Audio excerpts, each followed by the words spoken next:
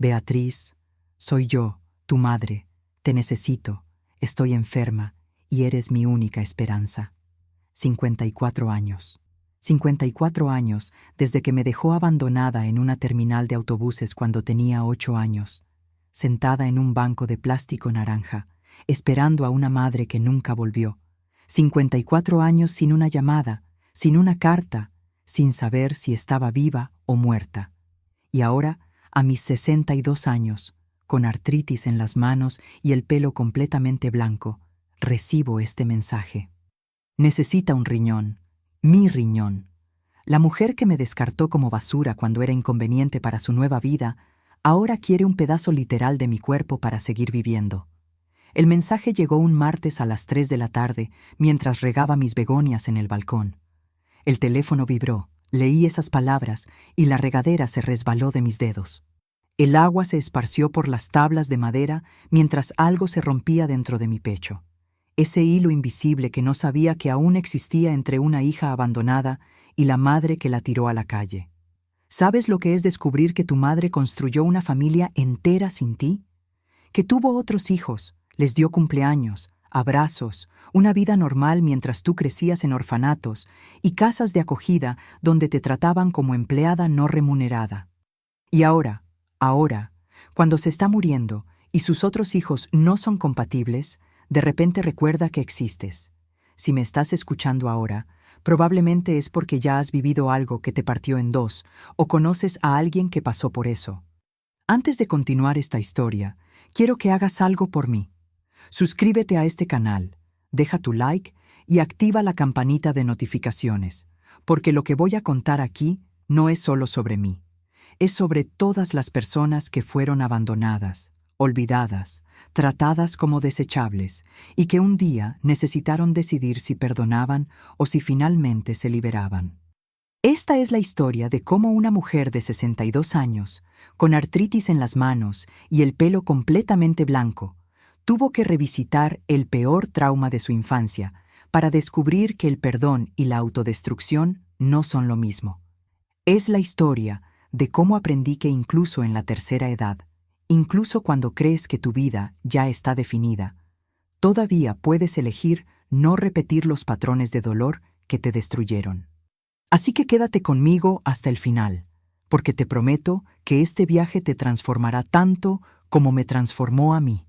Comparte esto con quien necesite oírlo. Mi nombre es Beatriz Elena Morales y tengo 62 años de una vida construida ladrillo por ladrillo sobre las ruinas de un abandono que debería haberme destruido. Vivo sola en un apartamento de 2 habitaciones en el segundo piso de un edificio antiguo en Córdoba, Argentina, donde el ascensor solo funciona 3 días a la semana y las paredes tienen ese color amarillento que no puede decidir si es de la pintura original o de décadas de sol. Mi rutina es simple y predecible, exactamente como necesita ser para alguien que pasó toda la infancia sin saber qué pasaría al día siguiente.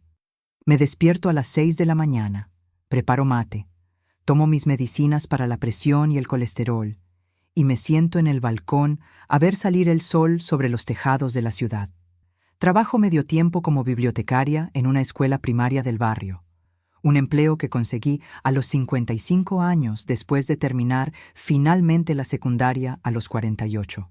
Los niños me llaman Señora Bea y no tienen idea de que la mujer que organiza los libros de cuentos de hadas para ellos fue una niña que nunca tuvo a nadie que le leyera un cuento antes de dormir. La verdad es que pasé toda la vida siendo invisible. Y eso nunca me molestó porque la invisibilidad era seguridad. En la biblioteca, desaparezco entre las estanterías, reorganizando libros con mis dedos artríticos, limpiando portadas polvorientas, arreglando páginas rotas con cinta adhesiva y paciencia infinita. Las maestras apenas notan mi presencia, excepto cuando necesitan encontrar algún libro específico o cuando el sistema de registro falla, y solo yo sé cómo resolverlo, porque fui yo quien organizó todo manualmente antes de que finalmente aprendiéramos a usar el ordenador.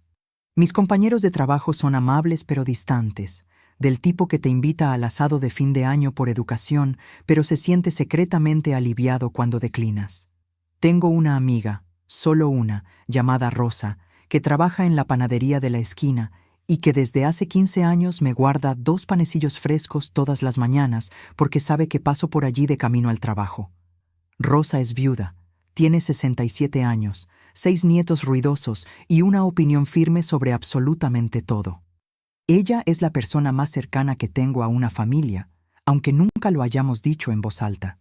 Pero ese mensaje lo cambió todo, como una piedra lanzada a un lago perfectamente en calma, creando ondas que alcanzan orillas que ni siquiera sabías que existían. Me quedé parada en el balcón por tiempo indeterminado, el teléfono aún en la mano, el agua de la regadera formando un charco a mis pies, el sol de la tarde transformando el cielo en tonos de naranja y rosa que parecían grotescamente hermosos para el momento más feo de mi vida.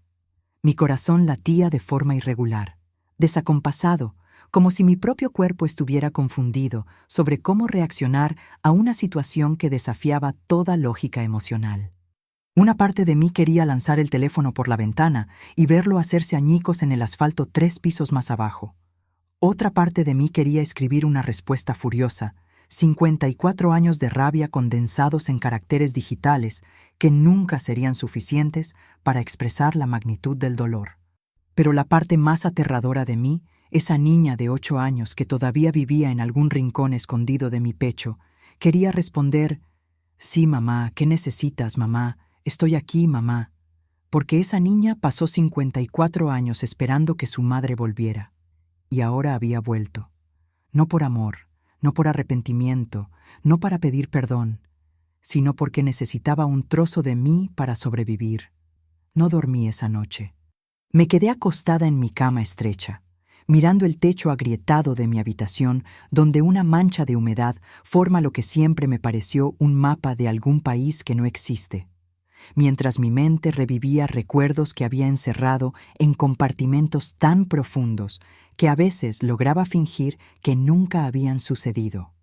El mensaje de mi madre brillaba en la pantalla del móvil que había puesto en la mesita de noche, y cada vez que la pantalla se oscurecía, yo la encendía de nuevo, releyendo esas palabras como si fueran a cambiar de significado a la 10ª, a la 20ª, a la 50ª vez. Beatriz, soy yo, tu madre. Te necesito. Estoy enferma y eres mi única esperanza. Cada palabra era un cuchillo con un ángulo diferente. Soy yo, tu madre. Como si 54 años de abandono no cancelaran completamente el derecho a usar ese título. Te necesito. No te extraño, no pienso en ti, solo necesidad pura y pragmática. Estoy enferma, apelando a una compasión que ella nunca demostró. Eres mi única esperanza. La revelación más devastadora de todas, confirmando que yo solo importaba ahora porque nadie más estaba disponible para salvarle la vida. A las 5 de la mañana, desistí de intentar dormir y fui a la cocina a preparar mate, mis manos temblando tanto que derramé la mitad de la hierba en la encimera. Me senté en la pequeña mesa donde siempre desayuno sola, con la taza caliente entre mis manos artríticas, y por primera vez en décadas permití que mi mente volviera completamente a ese día en la terminal de autobuses de Rosario cuando tenía 8 años. Recuerdo el vestido que llevaba, azul con florecitas blancas, ya demasiado pequeño porque crecí mucho ese año y mi madre no tenía dinero o interés en comprar ropa nueva. Recuerdo el ruido de la terminal, gente corriendo con maletas, anuncios incomprensibles por el altavoz. El olor a aceite de motor mezclado con empanadas recalentadas de la cafetería.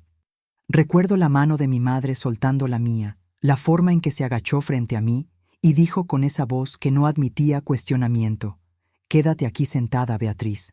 Voy a comprar los pasajes, no te muevas de aquí. ¿Entendiste?» Recuerdo asentir con la cabeza, obediente como siempre fui.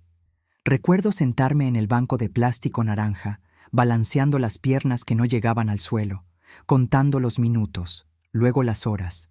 Recuerdo cuando oscureció y ella no había vuelto. Recuerdo al policía que finalmente me encontró a las 9 de la noche, llorando silenciosamente porque incluso a esa edad yo ya sabía que hacer un escándalo solo empeora las cosas. a las 7 de la mañana, cuando finalmente me levanté de la mesa con el mate ya frío e intacto, tomé una decisión. Necesitaba hablar con alguien, y la única persona en el mundo entero que podría escuchar esto sin juzgarme era Rosa. Me puse mi ropa de siempre, pantalones de sarga beige y una blusa de manga larga verde musgo. Me recogí el pelo blanco en un moño suelto y caminé las 3 cuadras hasta la panadería, aunque era una hora más temprano de mi horario habitual. Rosa estaba sacando la primera hornada de panes del horno industrial, su rostro redondo sonrojado por el calor, el delantal blanco cubierto de harina, y cuando me vio parada en la puerta con esa expresión en el rostro, simplemente soltó la pala, se limpió las manos en el delantal y le dijo: «Virginia, atiende el mostrador por 20 minutos», a la ayudante. Nos sentamos en la mesita del fondo, esa que está escondida detrás del mostrador refrigerado de pasteles, rodeadas por el olor a pan fresco que cualquier otro día sería reconfortante, pero que en ese momento solo me daba náuseas. Le mostré el mensaje sin decir nada. Rosa lo leyó, lo releyó, y luego me miró con esos ojos marrones llenos de una furia maternal que nunca había sentido dirigida hacia mí en la vida. «Esa desgraciada tiene coraje», dijo, y esas 4 palabras validaron 54 años de dolor. Le conté todo a Rosa esa mañana, cosas que nunca había verbalizado a nadie, porque verbalizar las vuelve reales de una forma que los recuerdos silenciosos no lo hacen. Le conté sobre los 3 años en el orfanato estatal después de que me encontraron en la terminal, donde las monjas estaban más cansadas que crueles, pero donde el abandono colectivo de 50 niños no amados creaba una atmósfera de desesperanza que podías sentir físicamente en el aire. Le conté sobre las familias de acogida temporal, 7 en total entre los 8 y los 18 años, algunas indiferentes, algunas abiertamente crueles, una incluso bondadosa, pero tan disfuncional que no duró más de 6 meses antes de que los servicios sociales me reubicaran nuevamente. Le conté lo que significa crecer sabiendo que eres el tipo de niña que la gente devuelve, como si el amor fuera una transacción comercial y tú simplemente no tuvieras suficiente valor de mercado. Le conté sobre mi adolescencia trabajando en casas de familia como empleada doméstica, durmiendo en cuartos de servicio, comiendo sobras, ahorrando cada peso para un día tener un lugar propio de donde nadie pudiera echarme. Le conté sobre las relaciones que siempre terminaban cuando la intimidad comenzaba a exigir una vulnerabilidad real, porque ¿cómo le explicas a alguien que tu propia madre te consideró desechable? Rosa lloró escuchando todo eso, lágrimas gruesas rodando por su rostro redondo, y cuando terminé me tomó las manos con fuerza y dijo: «Beatriz, no le debes nada a esa mujer, nada». Pero la verdad que le admití a Rosa allí en esa mesa rodeada de olor a pan y café es que una parte de mí quería decir que sí. Esa niña de 8 años que todavía vivía dentro de mí, que pasó 54 años esperando que su madre demostrara que el abandono fue un error terrible, veía en ese mensaje una oportunidad final de ser amada, de ser vista, de ser lo suficientemente importante como para valer algo. Si donaba el riñón y salvaba su vida, tal vez ella finalmente me vería. Tal vez ella finalmente diría: «Gracias, hija, te amo, siento mucho todo». Tal vez esa herida de 54 años finalmente cicatrizaría. Rosa me miró con una expresión entre compasión y frustración y dijo algo que nunca olvidaré: «Beatriz, el amor verdadero no tiene el precio de un órgano. Si necesitas dar un pedazo de tu cuerpo para ser amada, entonces no es amor lo que vas a recibir, es solo otro tipo de abandono». Sus palabras atravesaron todas mis fantasías de reconciliación y me obligaron a enfrentar la verdad brutal que estaba evitando. Mi madre no había vuelto porque finalmente le importaba. Había vuelto porque estaba desesperada y yo era conveniente. Volví a casa esa mañana sin ir a trabajar. Llamé a la escuela diciendo que estaba enferma y pasé el día entero sentada en el balcón mirando el móvil, tratando de decidir si respondería a ese mensaje o si finalmente me elegiría a mí misma. 3 días después, aún sin haber respondido al mensaje, recibí una llamada. El número era desconocido, pero tenía el prefijo de Buenos Aires, y cuando atendí con manos temblorosas, Una voz femenina que no era la de mi madre se presentó como Lorena, una media hermana que no sabía que tenía. La revelación me golpeó como un puñetazo en el estómago. Mi madre había tenido otros hijos. Había construido una familia, una vida, mientras yo crecía en orfanatos y casas de extraños. Lorena tenía 42 años, 20 años más joven que yo, y su voz tenía ese tono educado pero impaciente de alguien cumpliendo una obligación desagradable. Beatriz, imagino que nuestra madre ya se puso en contacto. Está en estado grave, insuficiencia renal crónica, en etapa final. Necesita un trasplante con urgencia, y los médicos dijeron que los familiares directos tienen mayor probabilidad de compatibilidad. Yo ya me hice los análisis, y no somos compatibles. Tú eres... Bueno, eres la última opción. La última opción. Ni siquiera en ese momento de desesperación podía ser yo la primera elección.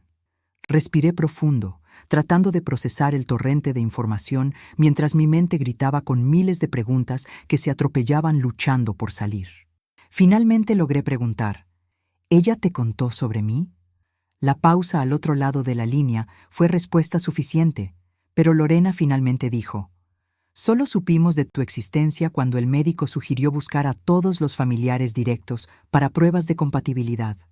Mamá finalmente admitió que tuvo una hija antes de conocer a nuestro padre.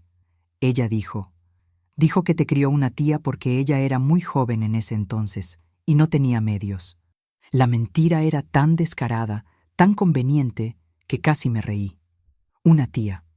No un banco de plástico naranja en una terminal de autobuses. No 3 años en un orfanato. No 7 familias de acogida. Una tía amorosa y ficticia que nunca existió. Lorena continuó, aparentemente inconsciente de la bomba que acababa de soltar. Conseguimos tu contacto a través de registros civiles. Fue difícil localizarte porque cambiaste mucho de dirección a lo largo de los años. Claro que cambié. Es lo que sucede cuando eres una niña que nadie quiere. Te pasan de casa en casa hasta que cumples 18 años y el Estado se lava las manos de ti. Sentí la rabia subiendo por mi garganta como bilis, pero mi voz cuando salió estaba tranquila. Esa calma peligrosa que aprendes cuando expresar emociones siempre te ha puesto en peligro. Lorena, necesito pensar en esto. Es demasiada información de golpe. Pero Lorena no había terminado. Entiendo que sea impactante, pero el tiempo es crítico. Mamá está haciendo diálisis 3 veces por semana y está cada vez más débil. Los médicos dicen que le quedan tal vez 6 meses si no conseguimos un trasplante. También está mi hermano, Diego, tiene 39 años, pero está viviendo en el extranjero y no puede volver ahora por cuestiones de trabajo. Así que realmente solo quedas tú. La forma en que dijo «solo quedas tú» cargaba un peso de resignación, como si yo fuera un plan F, una solución desesperada cuando todas las opciones decentes se habían agotado. Pregunté porque necesitaba saberlo. ¿Ella quiere hablar conmigo? Tu madre, quiero decir, nuestra madre. Otro silencio incómodo. Está muy debilitada ahora. Las sesiones de diálisis la dejan exhausta. Pero cuando vengas a hacerte los análisis de compatibilidad, estoy segura de que podrán hablar. ¿Cuándo? No, sí. Lorena ya había decidido que yo lo haría, porque en su cabeza, ¿por qué no lo haría? Una madre enferma necesita a su hija. Es así de simple, cuando no conoces toda la historia.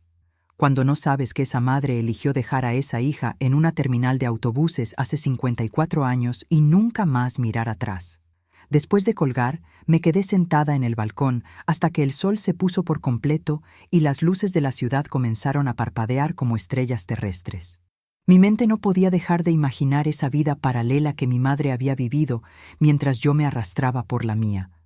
Se había casado, había tenido otros 2 hijos a los que había criado, había construido una familia que no me incluía.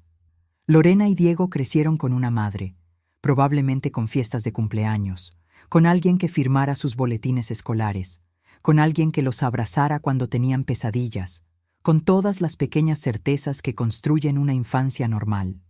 Mientras tanto, yo celebré mi 9º cumpleaños en un orfanato donde me dieron un trozo de pastel sin cobertura y un lápiz de color usado como regalo. Celebré mis 15 años trabajando 12 horas en una casa de familia, tan cansada que me desmayé en el autobús de vuelta al cuartito que alquilaba. Celebré mis 21 sola en un apartamento minúsculo, con una vela en una rebanada de pan porque no tenía dinero para un pastel. Y ahora descubría que durante todos esos años mi madre estaba en Buenos Aires, a solo 300 kilómetros de distancia, viviendo una vida completa y cómoda con los hijos que eligió conservar. La rabia que sentí en ese momento fue tan pura y tan intensa que todo mi cuerpo tembló con ella. Esa noche, Rosa apareció en mi puerta con una cacerola de guiso y una botella de vino. No preguntó si podía entrar, simplemente entró, puso todo en la mesa de la cocina y dijo: «Virginia me dijo que no fuiste a trabajar hoy tampoco, y que te vio en la panadería esta mañana comprando pan, pero con cara de no haber dormido en días. Así que aquí estoy». Esa era Rosa, invasiva de la mejor manera posible, negándose a dejar que me aislara como había hecho toda mi vida. Le conté sobre la llamada de Lorena, sobre los medio hermanos que no sabían de mi existencia, sobre la mentira de la tía ficticia, sobre cómo incluso ahora mi madre no tenía el coraje de admitir lo que realmente hizo. Rosa escuchó todo comiendo guiso directamente de la cacerola, porque yo había olvidado poner platos en la mesa, y cuando terminé, simplemente dijo: «¿Sabes lo que tienes que hacer, Beatriz? La pregunta no es si vas a donar el riñón. La pregunta es si vas a dejar que esa mujer muera sin escuchar nunca la verdad». Esas palabras redefinieron completamente la situación en mi mente. Yo tenía el poder aquí. Por primera vez en 54 años, mi madre me necesitaba más de lo que yo la necesitaba a ella. Y antes de tomar cualquier decisión sobre el riñón, iba a tener la conversación que nunca tuvimos. Iba a hacer que me mirara y admitiera lo que hizo, no por perdón, sino por la verdad.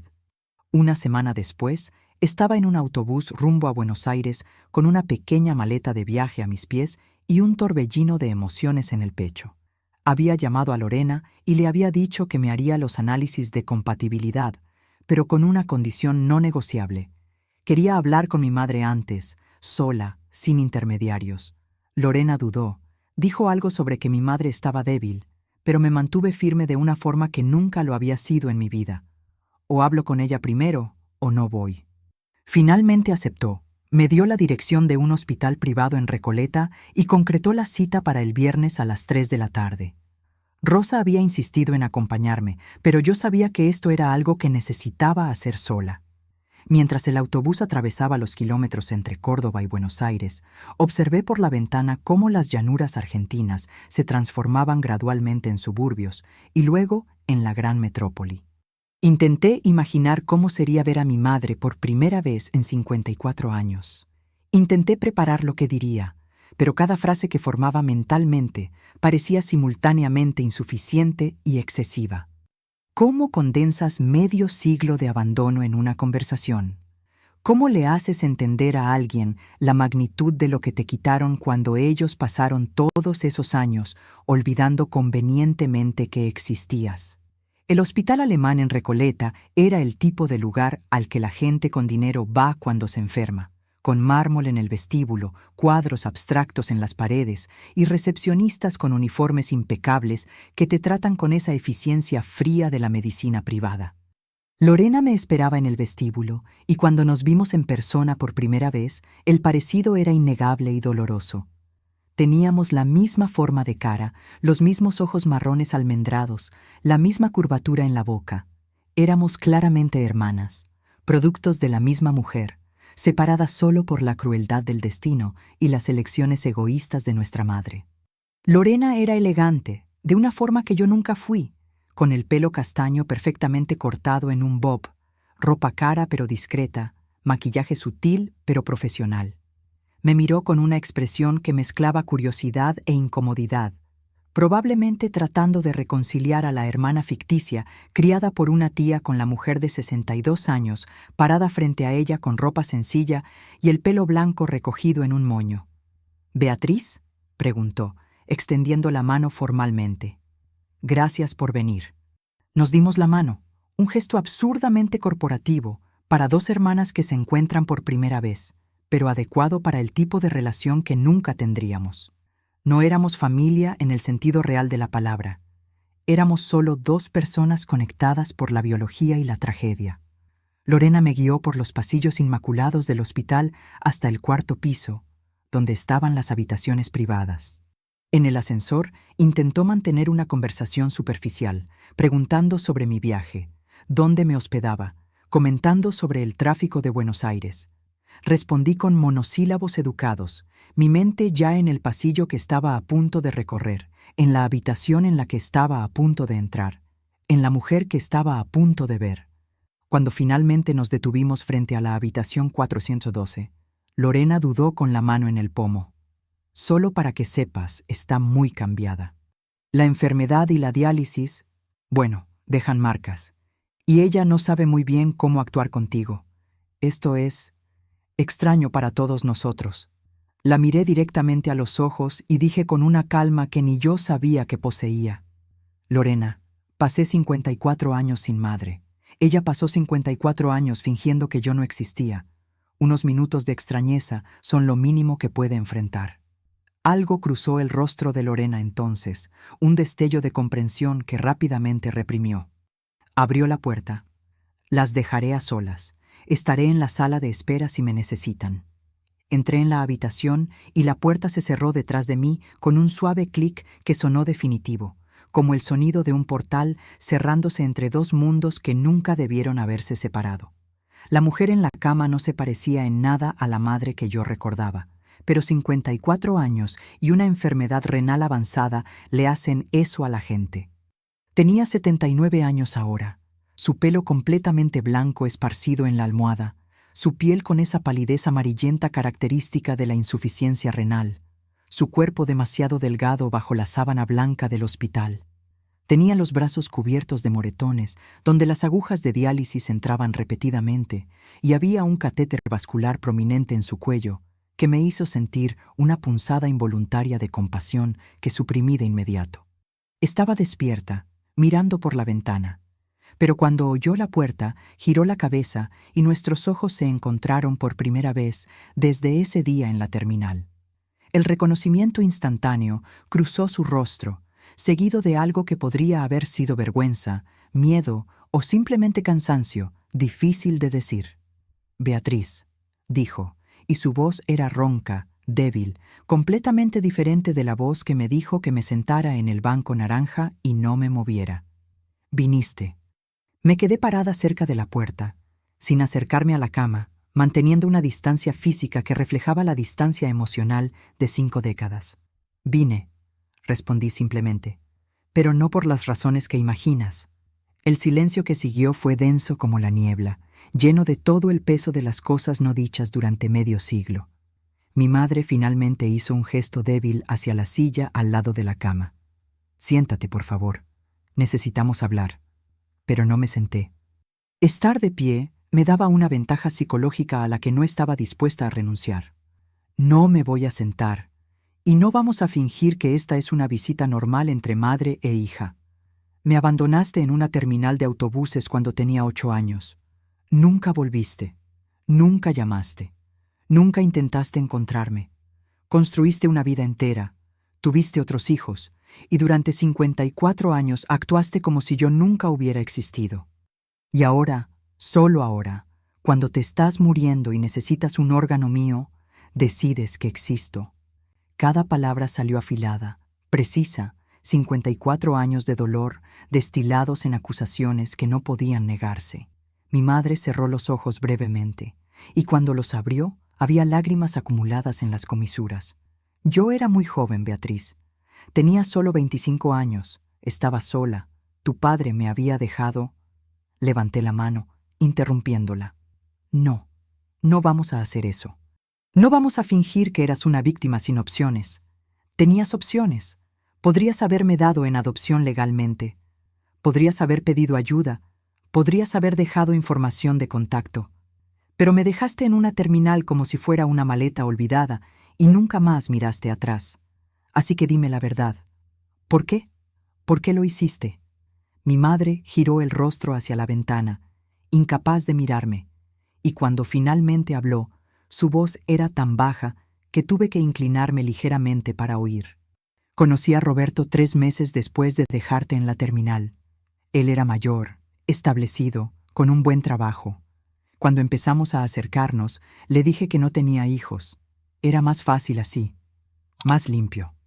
Las palabras me golpearon como balas, cada una perforando una capa diferente de mi comprensión sobre quién era realmente esta mujer. No me abandonó porque estaba desesperada. Me abandonó porque yo era un inconveniente. Porque una mujer soltera con una hija de 8 años era menos atractiva en el mercado matrimonial que una mujer soltera sin equipaje. Yo era el equipaje. Me cambiaste por un hombre, dije, y no era una pregunta. Era una constatación de una verdad tan brutal que tardó 54 años en ser verbalizada. Me dejaste en una terminal para poder reinventar tu vida sin el inconveniente de tener una hija. Y cuando tuviste otros hijos con él, hijos que podías presentar sin tener que explicar por qué estabas sola antes, simplemente fingiste que nunca existí. Mi madre se puso a llorar entonces, lágrimas silenciosas corriendo por su rostro envejecido, pero no sentí lástima. 54 años esperando este momento me habían dado una armadura contra la manipulación emocional de lágrimas tardías. Continué, mi voz ganando fuerza con cada palabra. 54 años de silencio finalmente rotos. ¿Sabes lo que les pasa a las niñas abandonadas en terminales de autobuses? ¿Sabes dónde terminan? ¿Quieres que te cuente sobre el orfanato? ¿Sobre las familias de acogida que me trataban como empleada no remunerada? ¿Sobre la vez que una de ellas cerró el armario de la comida con candado porque no confiaban en que no robaría comida extra? ¿Sobre tener que trabajar como doméstica a los 14 años porque el sistema me puso en una casa donde el padre creía apropiado entrar en mi cuarto por la noche? ¿Sobre tener que dejar la escuela a los 16 porque nadie iba a pagar mis estudios y necesitaba trabajar a tiempo completo solo para tener dónde dormir? Mi madre sollozaba ahora, girando el rostro completamente hacia la pared. Pero no me detuve. Iba a escucharlo todo. ¿Quieres saber sobre mi primera Navidad en el orfanato? Tenía 9 años y todos los demás niños recibieron regalos donados por la comunidad. Yo recibí una muñeca rota que alguien había tirado, con un brazo menos y el pelo arrancado. ¿Sabes lo que hice? Di las gracias con una sonrisa porque incluso una muñeca rota era más de lo que creía merecer. Obligué a mi madre a girar el rostro hacia mí, mi voz cortante como el cristal. Mírame, mira lo que hiciste. Me miró y en su rostro vi finalmente el reconocimiento completo de lo que había hecho. No más racionalizaciones sobre juventud o circunstancias. Solo el horror crudo de enfrentar las consecuencias de sus elecciones egoístas. Lorena y Diego crecieron con todo. Susurró. Quería hacerlo diferente con ellos. Quería ser una buena madre. La risa que se me escapó fue áspera, sin humor. Fuiste una buena madre. Para ellos, fuiste capaz de amar, de cuidar, de estar presente. Solo que no para mí, lo que lo hace todo peor, ¿entiendes? Si hubiera sido incapaz de ser madre, podría aceptar que era sobre ti, sobre tus limitaciones. Pero demostraste que eras capaz. Simplemente elegiste no ser madre para mí. Me senté en la silla finalmente, no porque quisiera cercanía, sino porque mis piernas temblaban tanto que ya no podía mantenerme de pie. Por primera vez desde que entré en la habitación, las lágrimas comenzaron a asomar en mis ojos, pero eran lágrimas de rabia, no de tristeza. Me robaste una infancia, me robaste una familia, me robaste la sensación básica de ser amada y deseada. Cada vez que intenté tener una relación y la saboteé cuando se ponía demasiado seria, fue por tu culpa. Cada vez que me miré al espejo y me pregunté qué había tan mal en mí para que mi propia madre no me quisiera, fue por tu culpa. El silencio que cayó sobre la habitación era tan pesado que parecía físico, presionando contra mi piel como algo tangible. Mi madre finalmente me miró directamente, y en sus ojos vi algo que podría haber sido remordimiento genuino o solo el miedo de enfrentar la muerte sin absolución. Beatriz, lo siento mucho. Sé que no es suficiente, sé que nada de lo que diga puede arreglar lo que hice. pero necesito que sepas que no pasó un día sin que pensara en ti. Sacudí la cabeza lentamente. No te creo. Si hubieras pensado en mí todos los días, me habrías buscado. Habrías intentado explicar. Habrías al menos enviado una carta en mi cumpleaños. Pero no hiciste nada de eso porque no pensabas en mí. Me enterraste en tu memoria junto con todas las demás cosas inconvenientes de tu pasado y seguiste adelante. No lo negó, porque no podía. Ambas sabíamos que era verdad. Finalmente, hice la única pregunta que realmente importaba. ¿Por qué ahora? ¿Por qué buscarme después de 54 años? Y no me digas que es porque finalmente te importa. Ambas sabemos que es solo porque necesitas un riñón y soy la última opción disponible. Mi madre cerró los ojos, derrotada. Tienes razón, susurró. Tienes toda la razón en todo. Esa admisión debería haber traído satisfacción, pero solo trajo vacío. Me levanté de la silla, sintiendo el peso de 62 años de vida en cada movimiento. Voy a hacerme los análisis de compatibilidad mañana. No porque te lo merezcas, sino porque necesito saber si puedo salvar tu vida para luego decidir conscientemente si lo haré o no. Porque a diferencia de ti, yo no tomo decisiones que afectan la vida de otras personas a la ligera. Caminé hacia la puerta, mi mano en el pomo, y luego me giré por última vez. Una cosa que deberías saber. Construí una buena vida a pesar de ti. Tengo mi propio apartamento, un trabajo que amo, una amiga que es más familia de lo que tú jamás fuiste. Aprendí a hacer arroz con leche como me gusta, a coser mi propia ropa, a arreglar grifos que gotean. Aprendí a vivir sin necesitar a nadie porque me enseñaste desde los 8 años que no podía contar con nadie. Así que, si crees que tenerme de vuelta finalmente va a llenar algún vacío en tu vida o aliviar tu culpa, te equivocas. Incluso si dono el riñón, seguirás siendo la mujer que abandonó a su hija en una terminal. Y yo seguiré siendo la mujer que sobrevivió a pesar de eso. Salí de la habitación antes de que pudiera responder, cerrando la puerta suavemente detrás de mí.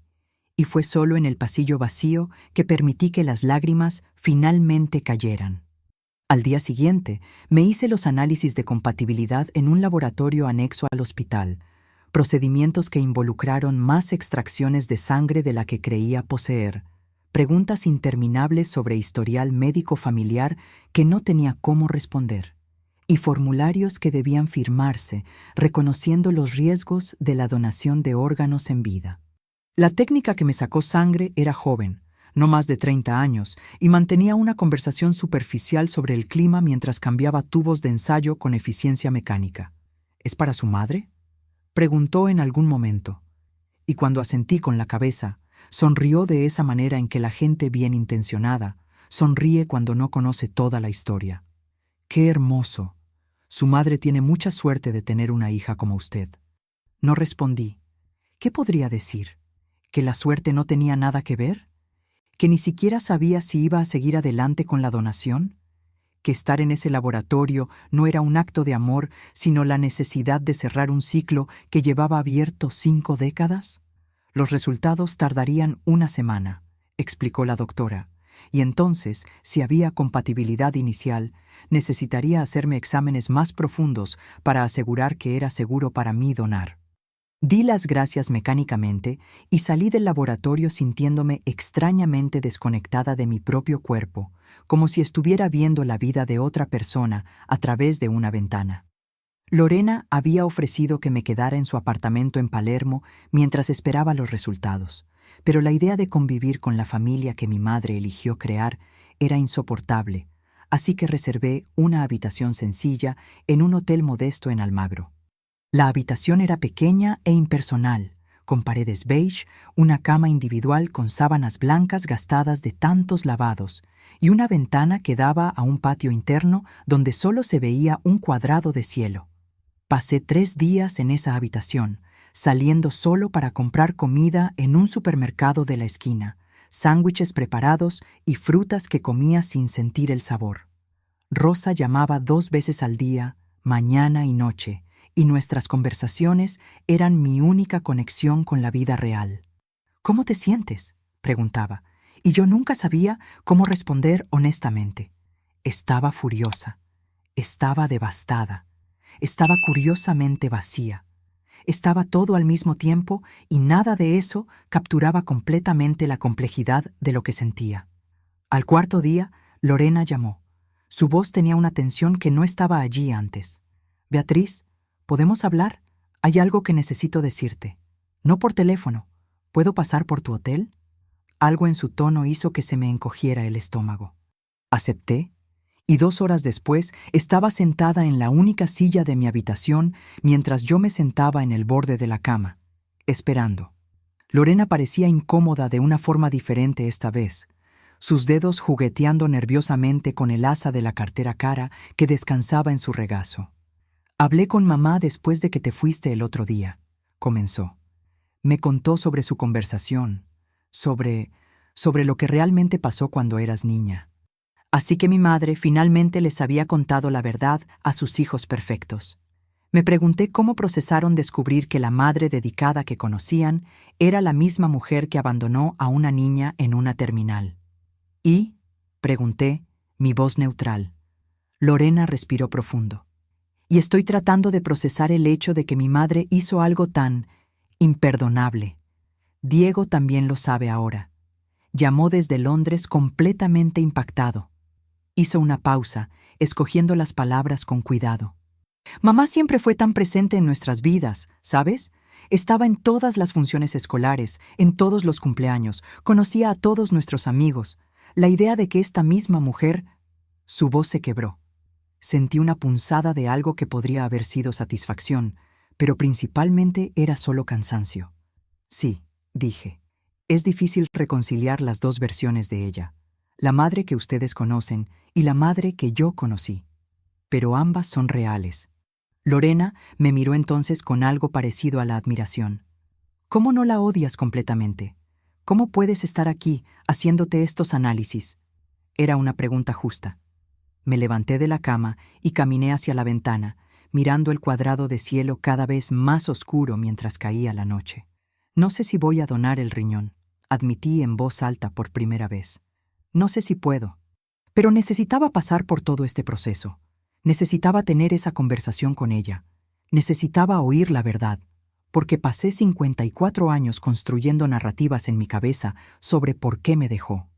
Algunas de esas narrativas eran demasiado generosas, imaginando tragedias que la obligaron a hacerlo. Otras eran autodestructivas, convenciéndome de que había algo fundamentalmente mal en mí que me hacía indigna de amor. Necesitaba la verdad, por peor que fuera, para finalmente dejar de crear ficciones. Me volví hacia Lorena, y la verdad es que me abandonó porque era conveniente, porque un hombre nuevo y prometedor era más importante que la hija que ya tenía. Eso no la convierte en un monstruo en todas las áreas de su vida. Probablemente fue una buena madre para ti y para Diego, pero fue una madre terrible para mí, y esas dos verdades existen simultáneamente». Lorena se secó las lágrimas que habían comenzado a correr silenciosamente por su rostro. «Lo siento mucho, Beatriz. Siento mucho todo lo que pasaste, y lamento que hayamos tardado tanto en conocerte». La disculpa de Lorena no era lo que necesitaba, porque ella no era responsable de las elecciones de nuestra madre, pero había algo genuino en ella que me conmovió. Me senté de nuevo en la cama, frente a ella. «Lorena, no voy a fingir que podemos tener una relación normal de hermanas.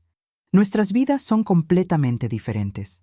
Creciste con privilegios que yo nunca tuve, no por tu culpa, sino porque fui excluida de todo eso.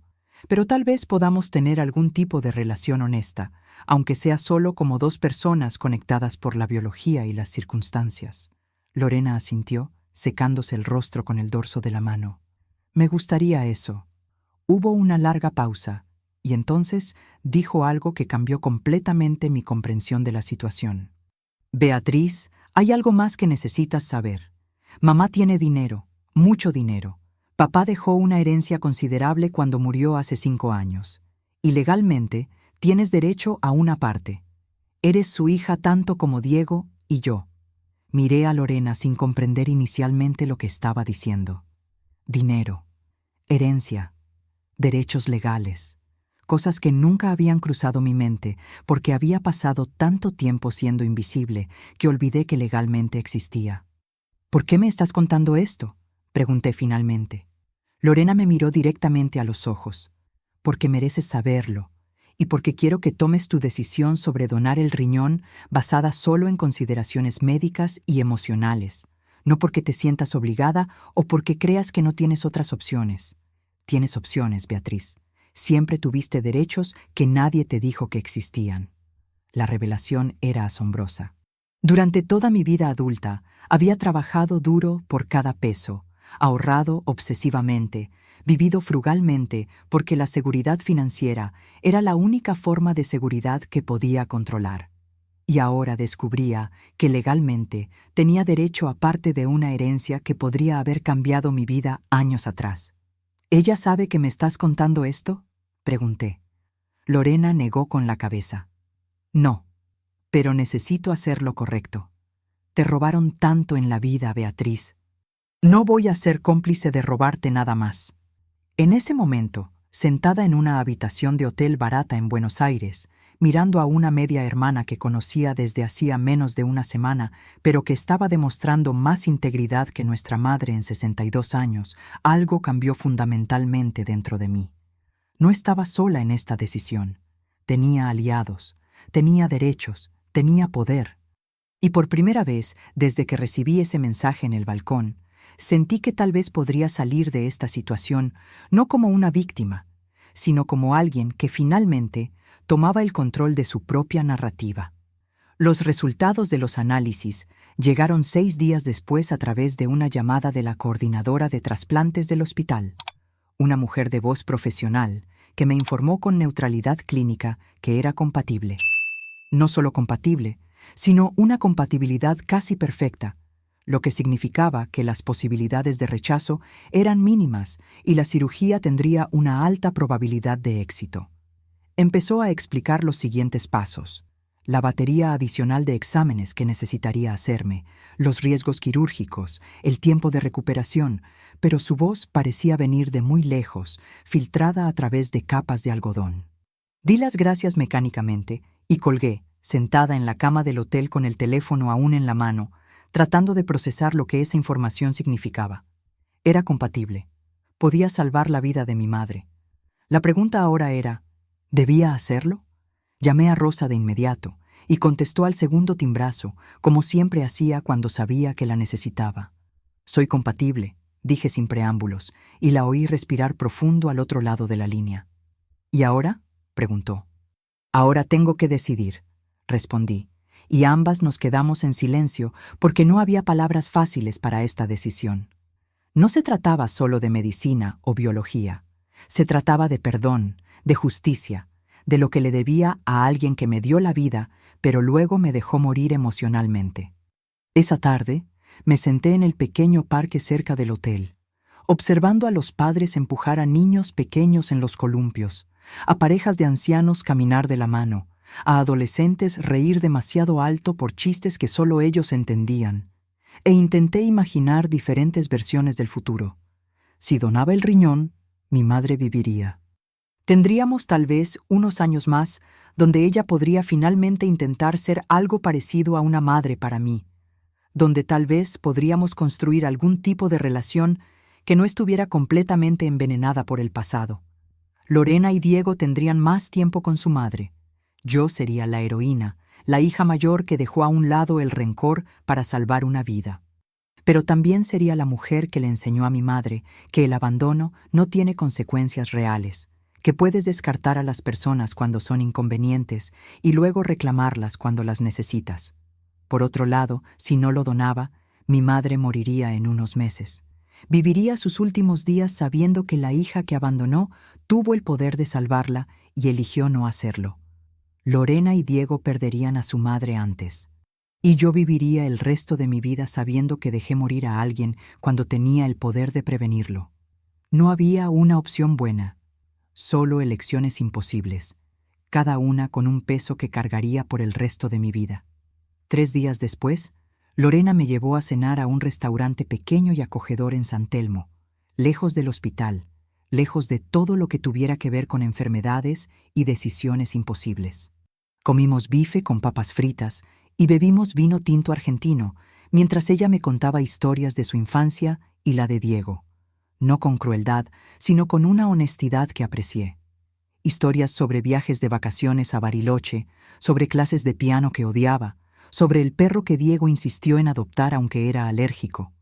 Era la infancia que yo debería haber tenido, y escuchar sobre ella dolía, pero era un dolor limpio, ya no envenenado por el resentimiento. Lorena era víctima de las elecciones de nuestra madre tanto como yo, solo que de forma diferente. Ella creció con una mentira, con la versión saneada de quién era nuestra madre, y ahora estaba teniendo que reconciliar esa imagen con la brutal realidad. Después del postre, deslizó un sobre grande por la mesa. Esto es información sobre la herencia de papá. Valores, propiedades, inversiones.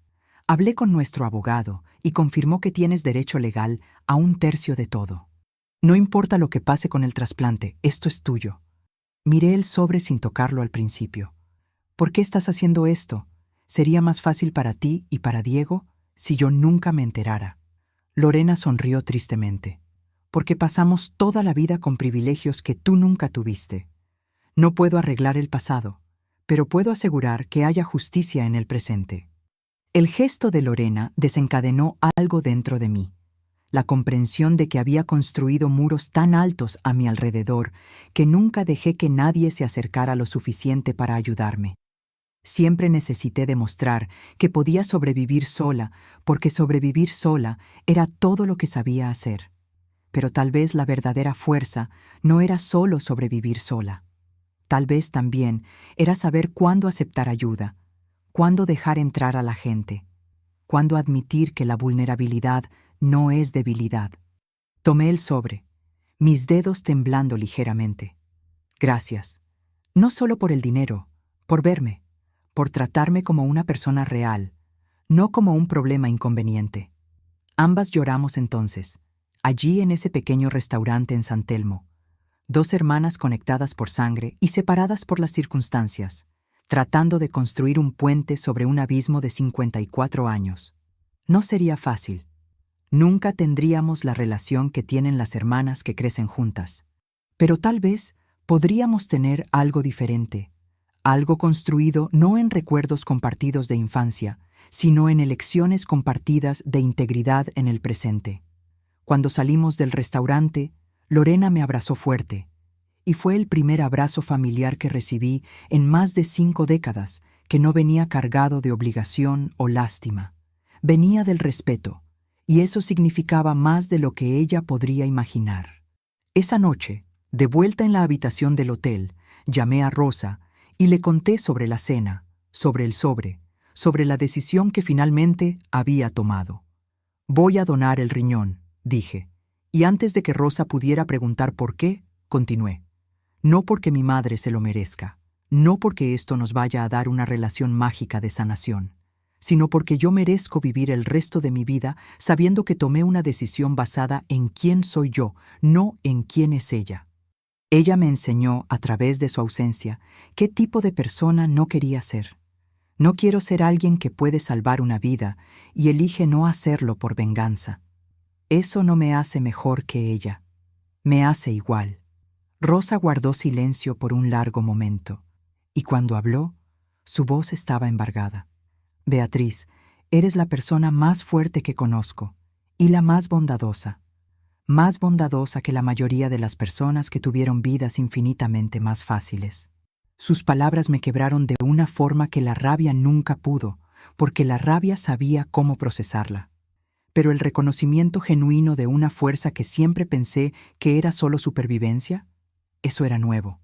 Lloramos juntas por teléfono, yo en Buenos Aires, ella en Córdoba, conectadas a través de la distancia, por una amistad que fue lo único que me enseñó qué tipo de amor debería ser la familia. Voy a hacer la cirugía, dije cuando finalmente pude hablar de nuevo, pero en mis términos. Y después voy a vivir el resto de mi vida libre de esta mujer, libre de este dolor, libre de toda esta historia. Voy a tomar ese dinero de la herencia y finalmente tomarme unas vacaciones de verdad. tal vez viajar a algún lugar hermoso, tal vez comprar un apartamento más grande con un balcón de verdad, tal vez finalmente vivir como siempre merecí vivir. La mañana de la cirugía amaneció clara y fría, uno de esos días de invierno porteño donde el cielo es tan azul que duele mirarlo directamente. Llegué al hospital a las 6 de la mañana como me indicaron, vestida con ropa cómoda que eventualmente sería reemplazada por la bata quirúrgica, mi pequeña maleta de viaje conteniendo artículos para los días de recuperación en el hospital. Lorena me esperaba en el vestíbulo, acompañada de Diego, que había vuelto de Londres específicamente para estar presente. Mi medio hermano era alto y delgado, con el mismo rostro ovalado que Lorena y yo compartíamos, y cuando nos saludamos por primera vez, hubo un momento incómodo en el que ninguno de nosotros sabía si debíamos darnos la mano o abrazarnos. Finalmente me abrazó, rápido y torpe, y susurró, «Gracias», contra mi hombro de una forma que sonó genuina. Rosa había viajado desde Córdoba la noche anterior y estaba sentada en una de las sillas del vestíbulo, vestida con su mejor vestido floreado y zapatos que yo sabía que le lastimaban los pies, pero que usaba solo en ocasiones que consideraba importantes.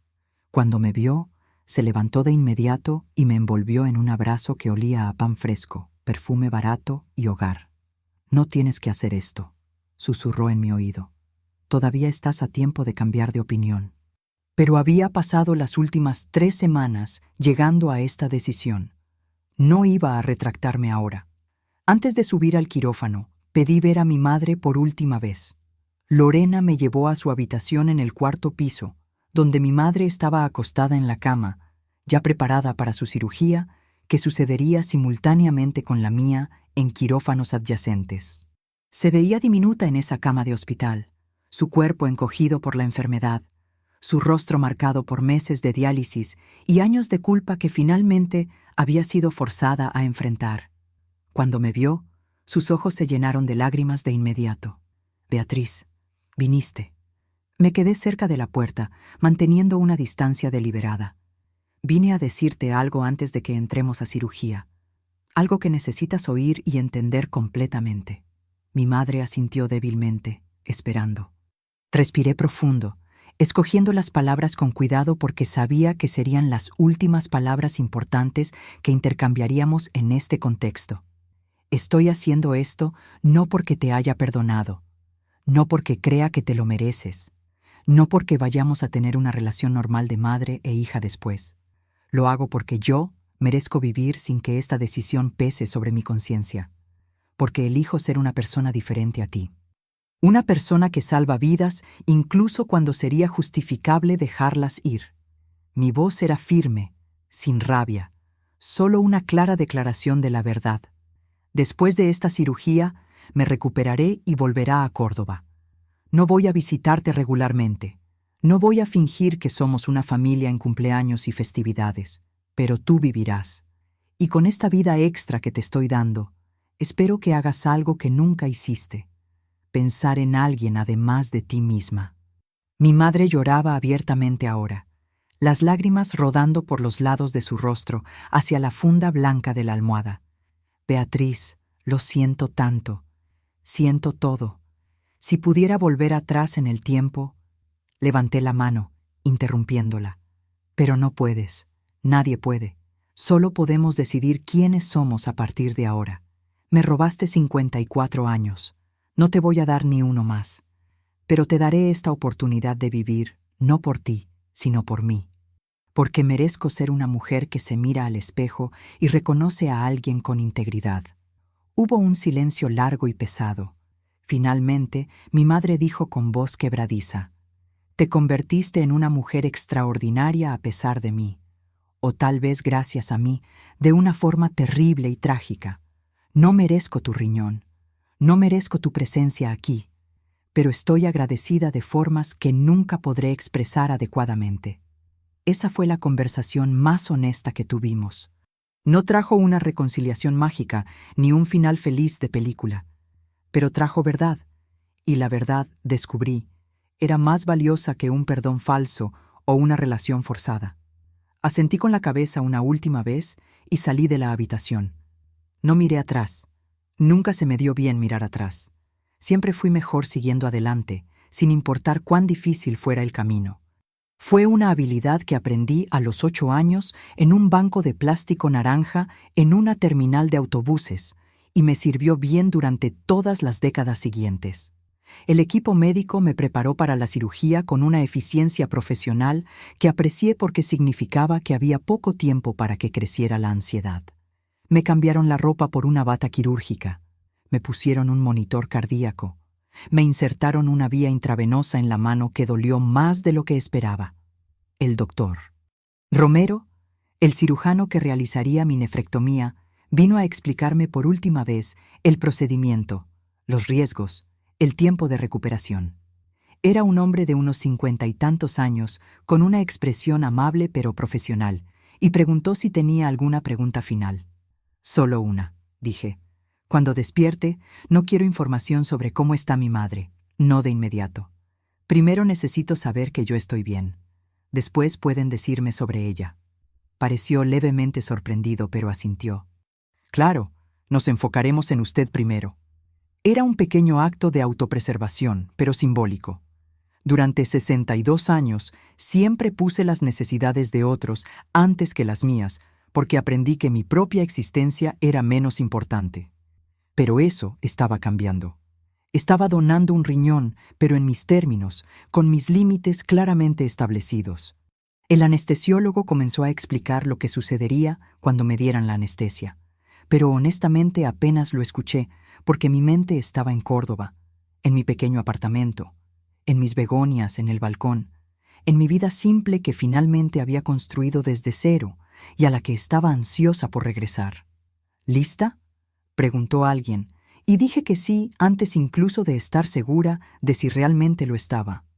Lo último que recuerdo antes de que la anestesia me llevara es el techo del quirófano deslizándose sobre mí mientras la camilla se movía, luces fluorescentes creando patrones hipnóticos, voces del equipo médico comunicándose en jerga profesional que no entendía. Pensé en Rosa esperando en la sala de espera, probablemente tejiendo a crochet compulsivamente como hacía cuando estaba nerviosa. Pensé en Lorena y Diego enfrentando la posibilidad de perder a su madre a pesar de todos los esfuerzos. Pensé en la mujer en el quirófano adyacente, mi madre biológica que nunca fue realmente una madre, recibiendo un órgano que creció dentro de mí, un pedazo literal de mí que la mantendría viva. Era extraño cuando lo pensaba así. Ella me dio la vida cuando me concibió. Ahora yo le estaba devolviendo el favor, equilibrando alguna balanza cósmica de deuda y crédito que nunca pedí cargar. Cuente hacia atrás desde 10, instruyó la voz del anestesiólogo. 10, comencé, mi voz ya arrastrándose. 9, 8, y luego nada. Oscuridad completa y misericordiosa, el primer descanso real que había tenido en 3 semanas desde que recibí ese mensaje en el balcón entre mis begonias. Mientras me deslizaba hacia la inconsciencia, mi último pensamiento coherente fue que cuando despertara, sin importar el resultado, sería diferente. Habría tomado una elección consciente y deliberada sobre quién era y quién quería ser.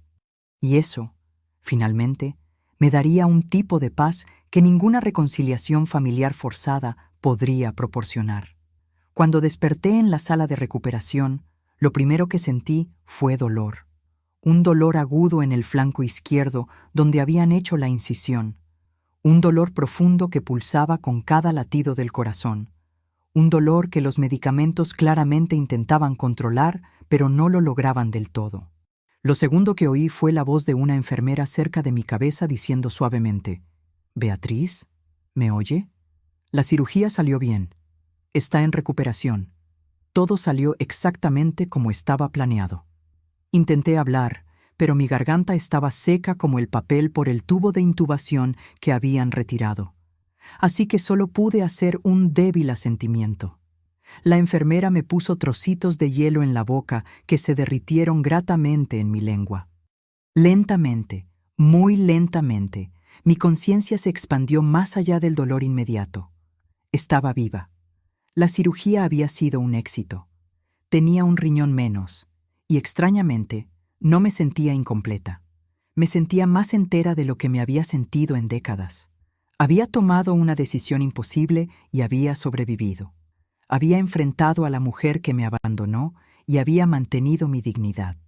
Había descubierto una familia que no sabía que tenía y había construido puentes donde podría haber construido muros. Y lo más importante, finalmente había aprendido la diferencia entre perdón y liberación. No necesitaba perdonar a mi madre para liberarme de ella. Solo necesitaba elegir mi propio camino, independientemente del de ella. Y eso, finalmente, era exactamente lo que había hecho. La recuperación física fue más difícil de lo que los médicos habían previsto, o tal vez yo simplemente había subestimado lo que significaba que te quitaran un órgano vital del cuerpo. Pasé 5 días en el hospital. Cada movimiento era una negociación entre la necesidad de moverse para prevenir coágulos y la agonía de los músculos abdominales que habían sido cortados y cosidos.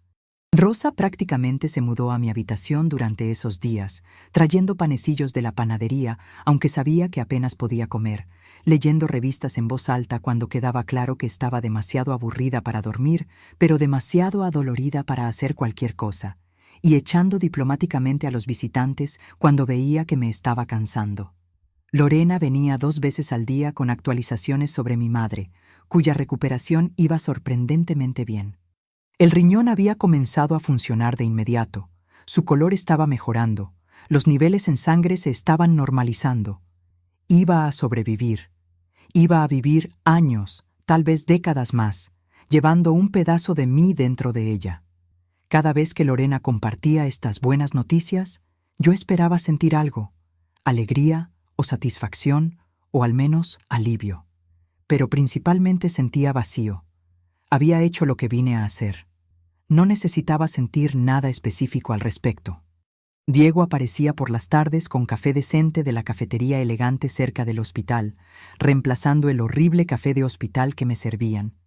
Y gradualmente, a través de conversaciones fragmentadas sobre nada importante, comenzamos a construir algo que eventualmente podría parecerse a una relación familiar, o al menos una amistad cordial entre personas conectadas por la biología y una tragedia compartida. Al 4.º día, mi madre pidió verme. Lorena transmitió la petición con cautela, dejando claro que tenía todo el derecho a negarme. Pero la curiosidad, o tal vez la necesidad de cierre, me hizo aceptar.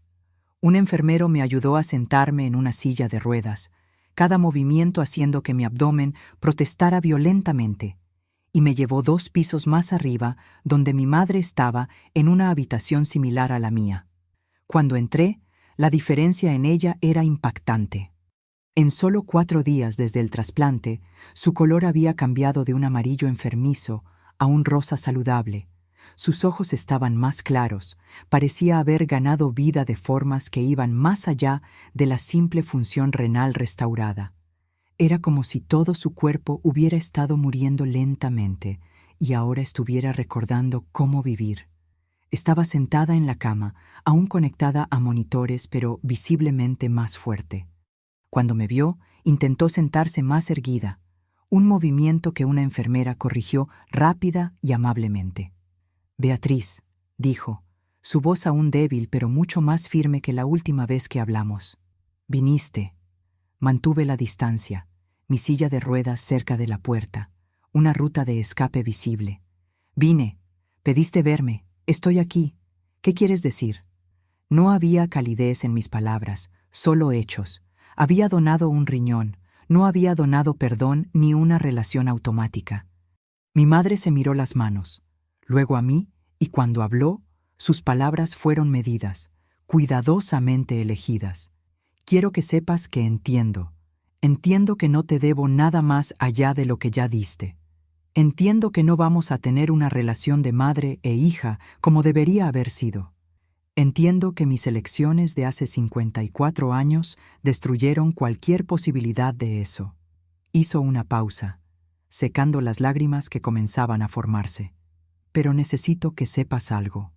Durante estos días después de la cirugía, cuando finalmente pude pensar con claridad por primera vez en meses, me doy cuenta de que el regalo más grande que me diste no fue el riñón, fue un espejo.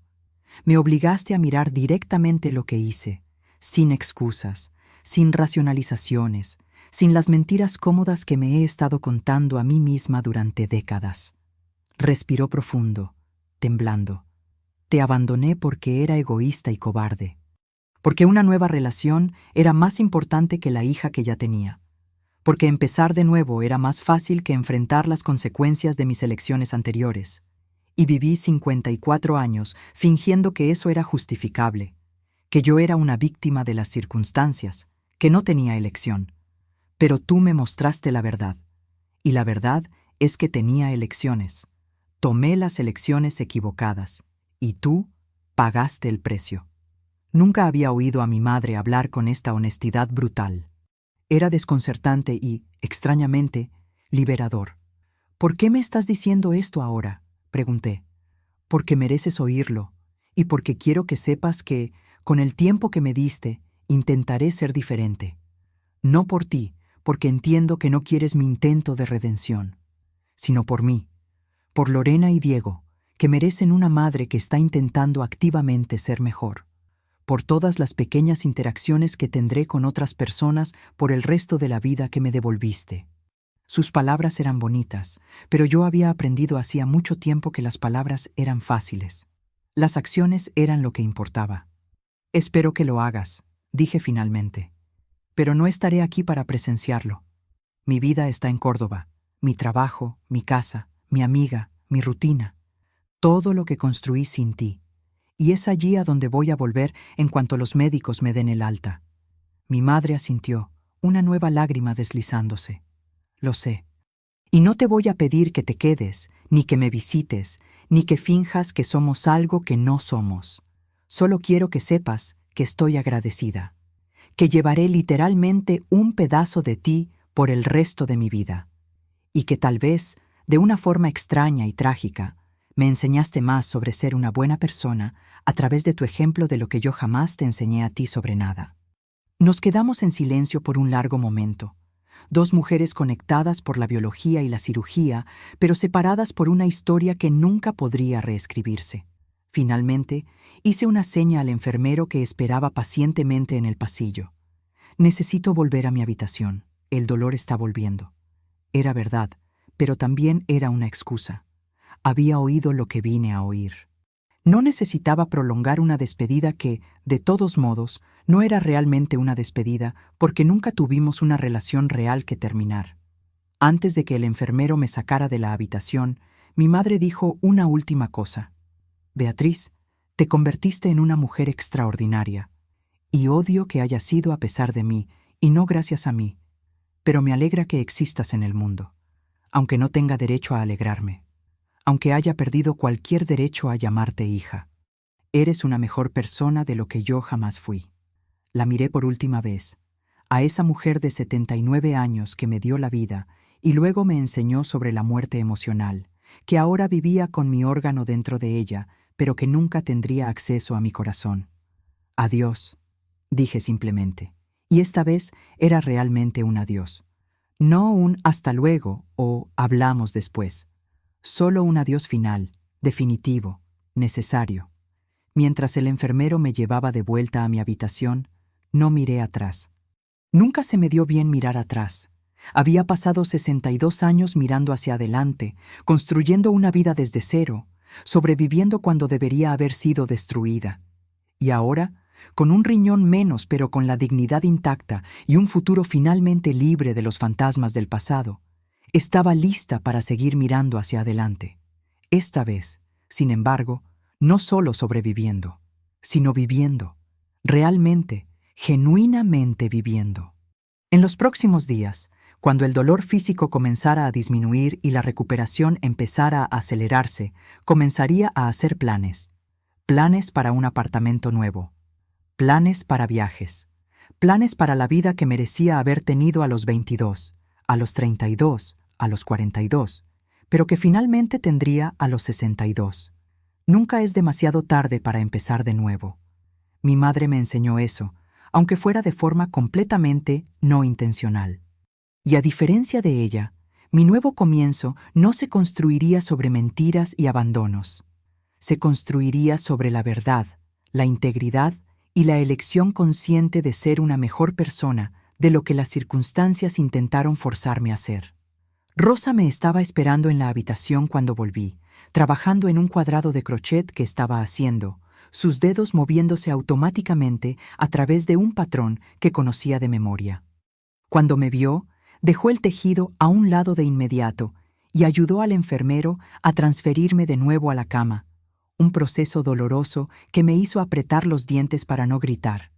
Cuando finalmente estuve acostada de nuevo, con sudor frío en la frente por el esfuerzo, Rosa me tomó la mano y preguntó, ¿cómo fue? No necesité preguntar a qué se refería. Fue necesario, respondí. Y ahora está hecho, se acabó. Realmente, verdaderamente se acabó. Rosa apretó mi mano más fuerte. Estoy orgullosa de ti, Bea, no por donar el riñón, sino por hacerlo en tus términos, por mantener tu dignidad, por elegir el tipo de persona que quieres ser en lugar de dejar que la rabia elija por ti. Sus palabras rompieron algo dentro de mí que había estado conteniendo la tensión desde que recibí ese primer mensaje en el balcón. Lloré entonces, no lágrimas de tristeza, sino de alivio profundo, y Rosa me sostuvo de la mejor manera que pudo sin presionar mi abdomen herido, murmurando consuelos sin palabras que una madre debería haberle murmurado a una hija herida, pero que una mejor amiga sustituyó con un amor que era elegido en lugar de obligado, y por lo tanto infinitamente más valioso. Cuando dejé de llorar, Rosa me ayudó a beber agua, ajustó las almohadas y volvió a su crochet mientras yo me deslizaba hacia un sueño poblado no por pesadillas sobre abandono, sino por sueños sobre begonias en la nueva terraza más grande, y viajes a lugares que siempre quise ver, y una vida que estaba finalmente lista para vivir plenamente.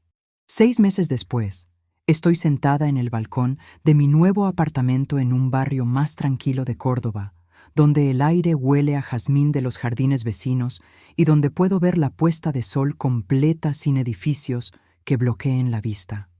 El apartamento tiene 3 habitaciones, lo cual es ridículamente grande para una mujer sola de 62 años, pero una habitación es mía.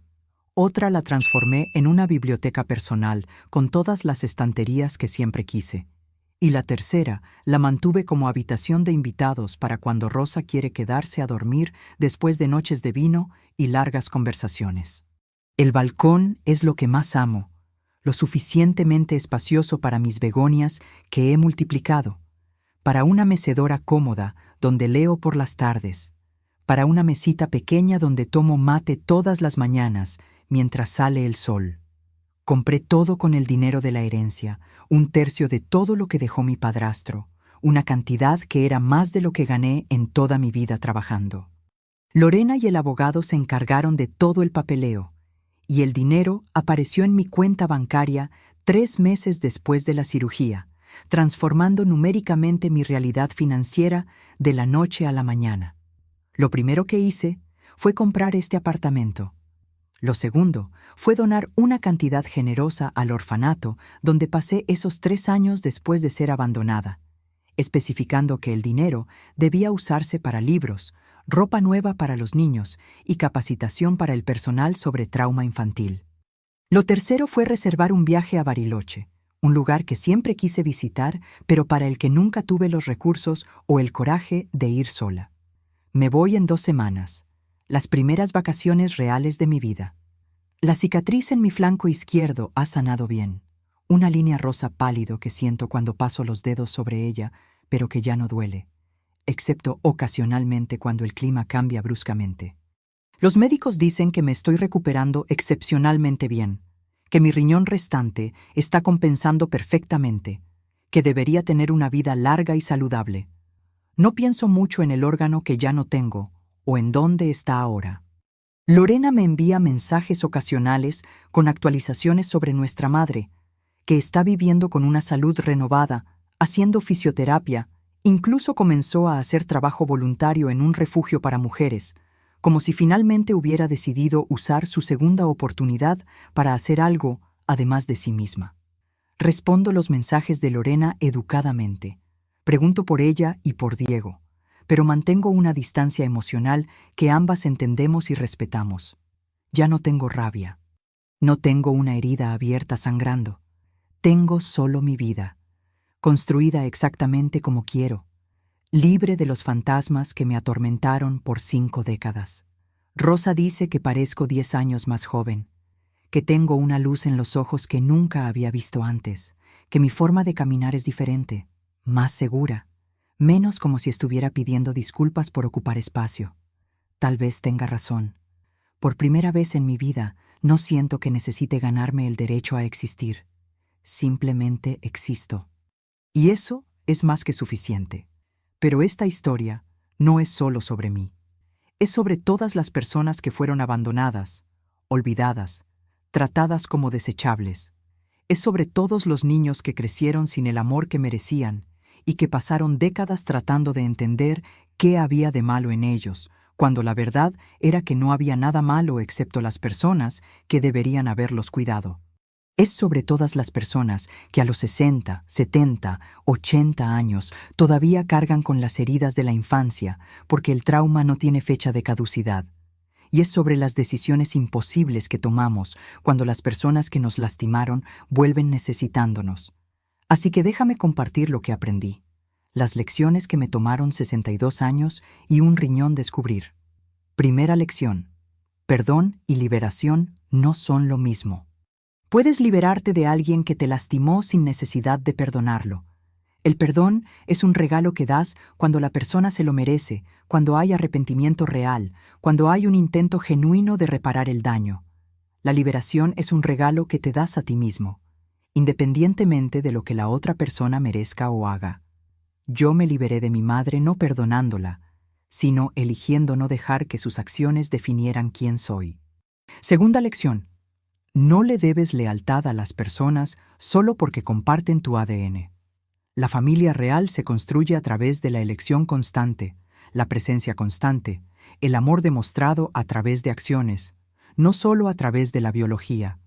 Rosa es más mi familia de lo que mi madre jamás fue, porque Rosa elige estar presente todos los días, mientras que mi madre eligió la ausencia durante 54 años.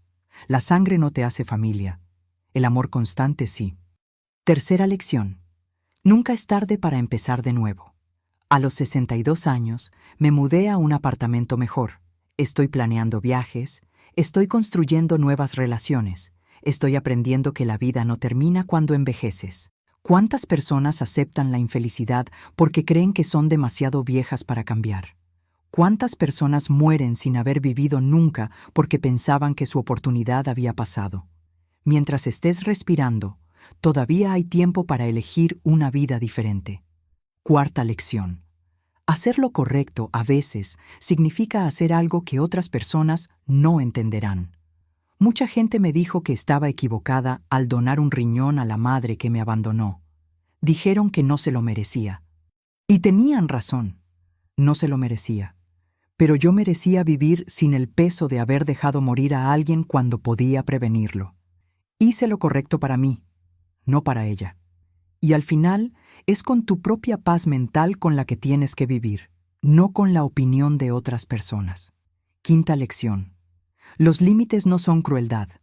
Doné un riñón, pero establecí límites claros sobre qué tipo de relación tendríamos después. No fue cruel, fue honesto, fue autopreservación. Puedes ayudar a alguien y aún así proteger tu corazón. Puedes ser generoso y aún así mantener la distancia. La bondad no requiere autodestrucción.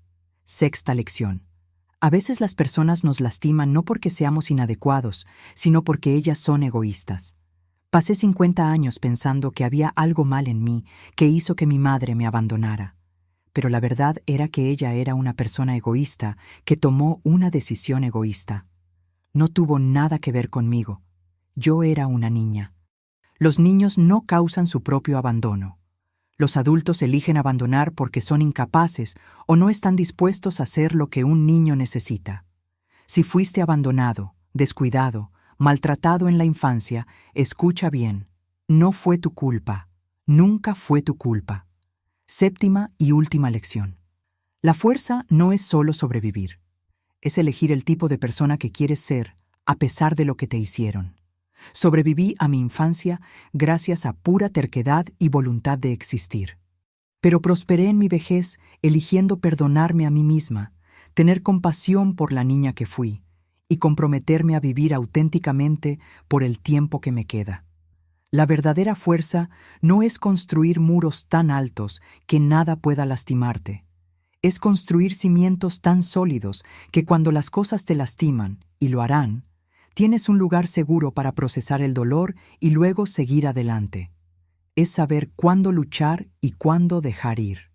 Es elegir la integridad sobre la venganza, la verdad sobre las narrativas cómodas, una vida auténtica sobre la vida que otras personas creen que deberías vivir. Así que ahora quiero saber de ti.